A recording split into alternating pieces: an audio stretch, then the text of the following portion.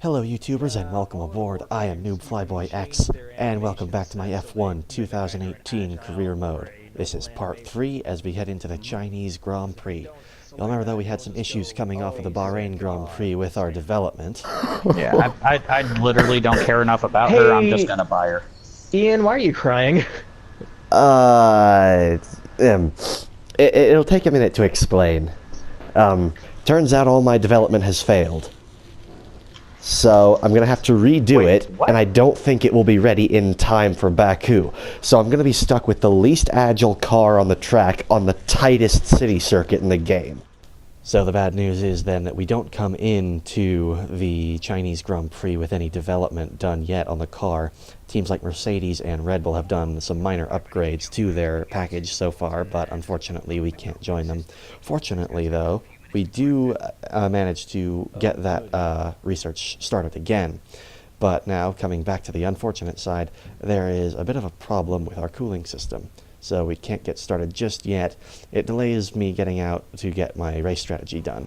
Okay, the track is still quiet. The track is pretty quiet at the moment. Perhaps we should get out there and get a few laps in. I will once you repair my shit, Jeff. With the issue resolved, though, we are able finally to get out on track to complete the presumptive race strategy program that we are working on here. So now it's time to take you on a tour of the Shanghai International Circuit here in China. Going through this long right-hand turn here, getting onto the back straight as we're just about to get in control of our car. As the 5 red lights go out here, there we are, in control of the Williams. Open up DRS for the back straight. It's a lovely overtaking opportunity back here with the drag reduction system. And then down here into this heavy braking zone of the second to last corner, this nice hairpin here. I run a little wide. Reason for that I will go into just a little later. But here we come through the short straightaway, sprint up here to the last corner, and then it's a run to the line. So you don't need a great exit just for timing, but for the race you'll want a good exit out of there to get down this long front straightaway into the ever-tightening right-hand turn here in turn 1 and 2. I go a little wide off the racing line, keep it together relatively well as we head now into turn 3, back to the left, unwinding out of the corkscrew, again looking for a good exit onto the relatively short straightaway here. Gentle turn now to the right again, and another heavy braking zone into a smaller hairpin here. Back around this way, another small straightaway.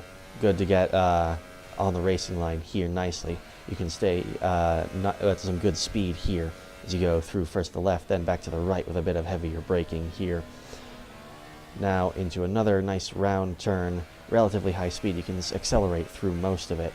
Not best on the racing line there, but it's good enough to get me a decent run down here into this short straightaway where there's no DRS zone. More heavy braking as we get back into this left, and then the long right-hander once again, preparing to go back onto the back straightaway and the DRS straight. There we go, nicely, still off the racing line though, but get on the racing line on the straight, nice and easy there. Open the DRS right at the line for it. There are going to be some incidents here in the actual race itself, just as a preview. Brake hard again a little wide, and a little off the track there and over the curves, but not badly.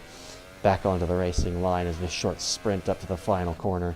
Staying on the line fairly nicely there, no running wide. Could have gotten a little bit of a better exit, but there's the DRS and across the line for the beginning of our program and the tour of the lap completed.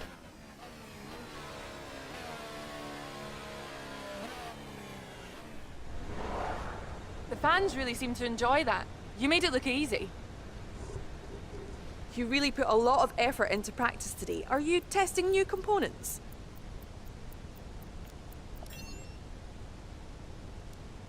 It's the start of the season. How do you think things are going to go for you?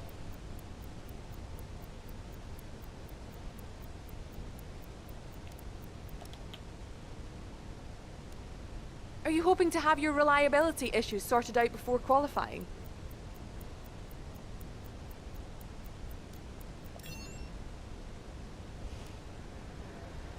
Great! Well, that's everything. Williams' rep decreased. Bullshit. Didn't give me any good answers. Fuck off. I mean, in fairness, I did say, I will once you repair my shit, Jeff. So having taken out my frustrations on my engineer, it's now time to move on to qualifying for the Chinese Grand Prix. Just going to show a few short highlights here, showing how I progressed through the sessions. Right here, starting off very early on at the end of Q1. I'm already in 6th position. I know I would get through to the top 15 in Q2. See here the finishing orders in Q1 with myself in 5th place. Coming here onto the end of the qualifying lap in Q2, there we are, right across the line at the end of the session, and we're up from 12th, just barely into the top 10 shootout of Q3, which we carry on to here. Here we can see one of the areas I gained a lot of time in this session. I brake a little earlier, but it allows me to nail the apex of that hairpin, which I've been struggling to do up until now, and allows me to follow the racing line a lot better as we come here into the final corner. I know I've improved a lot on this lap. I'm right at the bottom. I haven't done a lap yet. DRS open, across the line. I've improved. I can't tell exactly how much just yet. I'm laughing at it because I know I improved a lot. And there it is. I am on pole position for the Chinese Grand Prix. Here we can see the leaderboards at the end of that session with myself in first. Fantastic session. And here we go. It's just about to go on to the race, where we will start from our first ever career pole position.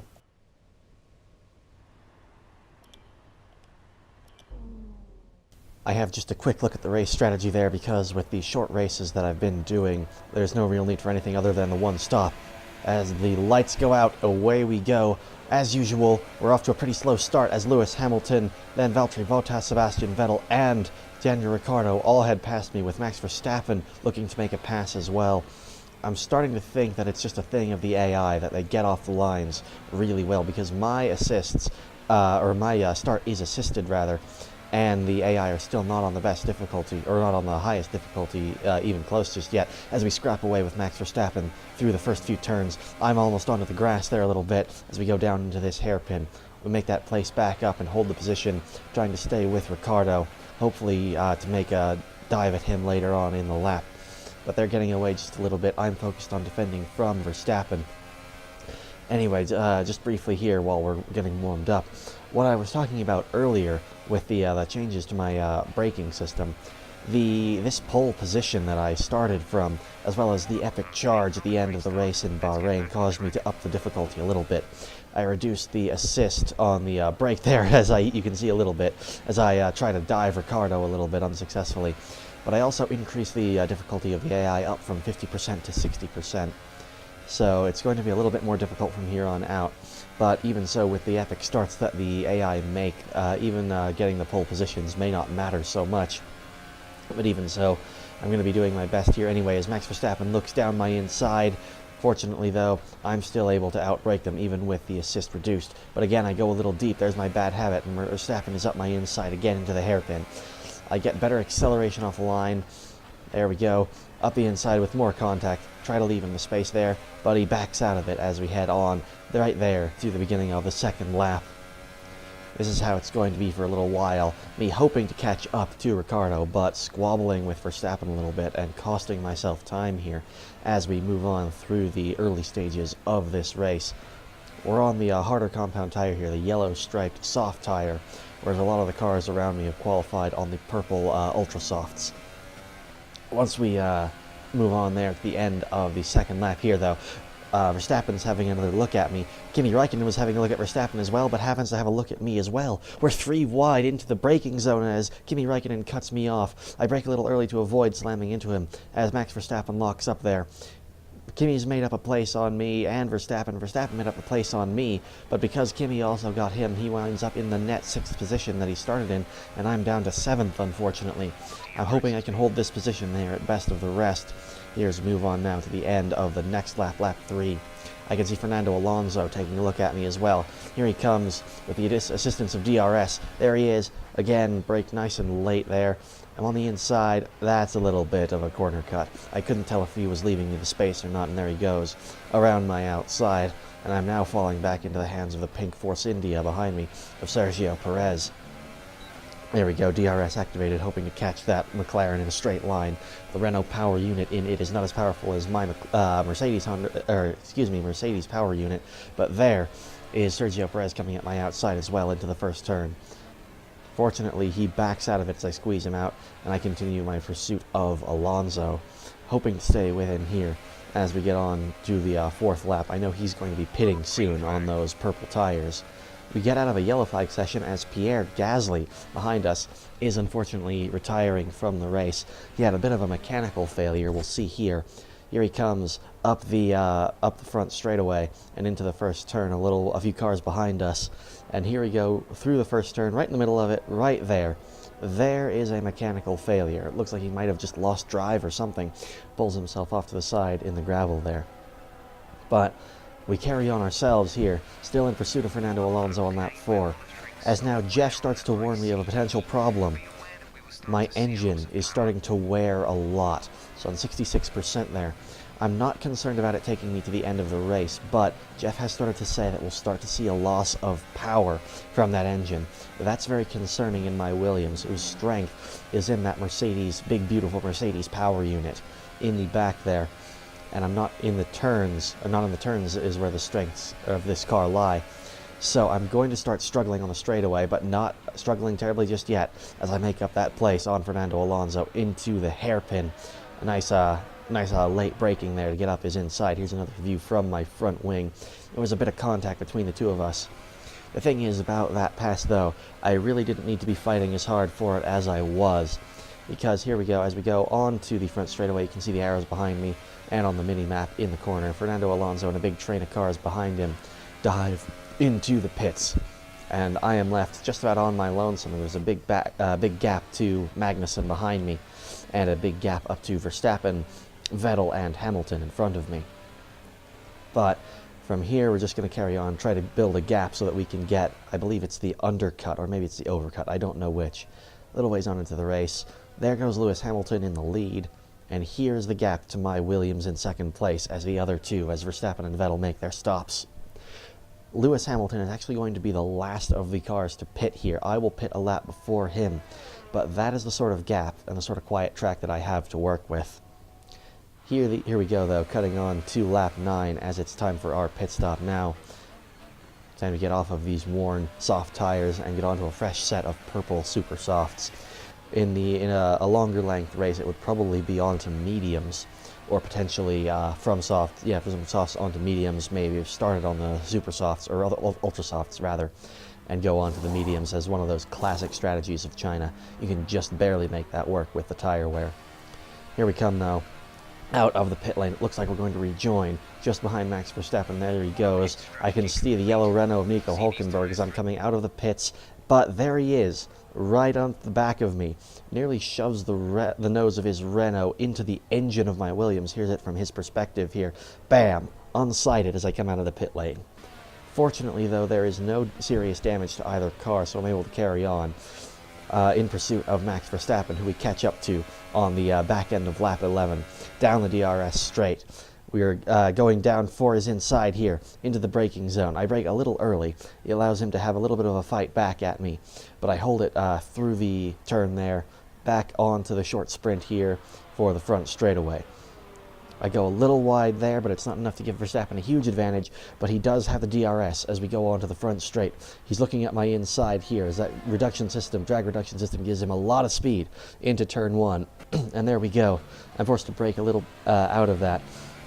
On the next lap, though, I chase him down the back straightaway and get him on the front straight again, where I keep my DRS position here. And I do exactly the same to him as he did to me, up the inside and around into the first corner. And this is about how it is right up until the end of the race, up until the dying stages with myself and Max Verstappen. Here at the end of lap 13, we're onto the back straight again, and Verstappen once more looking at me with the DRS open. So here he goes. He's waiting for it. He doesn't make the lunge here, but he doesn't need to, as I go wide a bit too much on the brakes, and there he is right alongside me again as we go into this, again, short sprint to the line.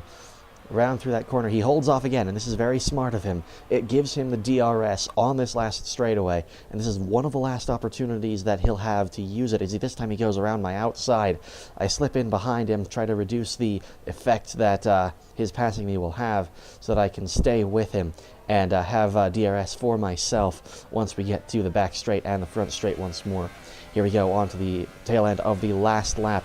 Verstappen is starting to slip into the distance, but I just barely have DRS. I might be able to make this work yet if I can dive in right at the end here.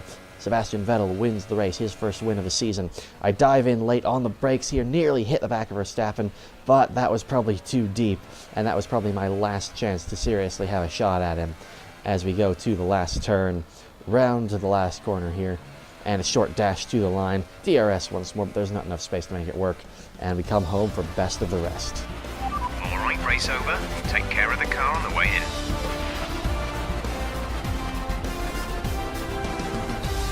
So, here they come now, out onto the podium. Wherever you go, anywhere in the world, the prancing horse flags are dominant in the grandstands, and they're out in force again today. It's Ferrari on the top step once more. So there we go, a solid second place for us as Sebastian Vettel takes his first win over Valtteri Bottas, who comes home in second, and Daniel Ricciardo for Red Bull, who comes home in third. Though it was a fairly boring race for us, not a whole lot of overtaking to be done, in fact none that ended up working. It was a good haul of points for the team, my best results so far of the season. Hopefully though, with the next race in Baku, we'll be able to get some upgrades on the car. With those upgrades, we'll be able to chase after the back of the midfield pack and start taking the fight eventually to the top teams. It's time, I guess, to reveal my plan for the team, and that is to build them up to a point where they are competitive, at which point I will move to another team, build them up to be competitive, specifically build up the old McLaren team to be competitive once more, move to Ferrari. But for now, that's all for today. Thank you guys for watching, and have a nice day.